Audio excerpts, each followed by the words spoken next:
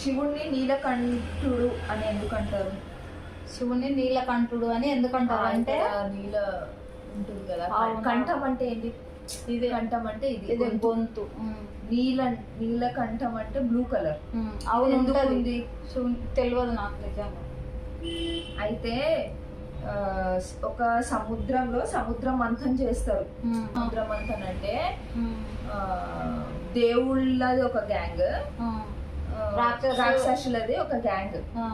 దాంట్లో నుంచి ఆ సముద్రాన్ని ఇట్లా ఇట్లా ఇట్లా మంథన్ చేస్తే, మంథన్ అంటే ఇప్పుడు పెరుగుతో ఇట్లా ఇట్లా ఇట్లా అంటే ఎట్లా వెన్నె వస్తుంది, పెరుగును చేస్తే ఇట్లా ఇట్లా తాళ్ళతో ఎన్నో వస్తుంది. అట్లా దాన్ని సముద్రంలో ఉన్న వాటర్ ని ఇట్లా ఇట్లా ఇట్లా అంటే అమృతం వస్తుందంట.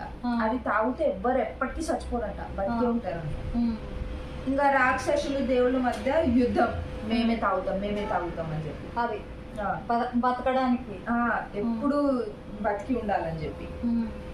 మరి అమృతం తాగితే అది మంథన్ చేసినప్పుడు విషం కూడా బయటికి వస్తుంది కదా, మరి అది ఎవరు తాగుతారు?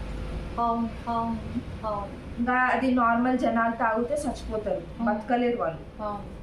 ఇంకా అప్పుడు వాళ్ళందరూ అది అమృతం తాగేస్తే శివుడు ఏం చేస్తాడు, దాన్ని ఏమంటారు, దాన్ని మంథన్ చేసినప్పుడు ఆ విషం ఏదైతే వస్తుందో ఆయన తాగేస్తాడు.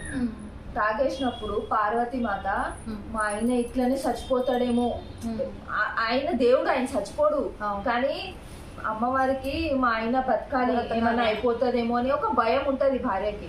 అప్పుడు అమ్మవారు ఇట్లా వెళ్ళి ఇట్లా పెడతారు చెయ్యి. ఎంత పవర్ చూడండి అమ్మవారికి.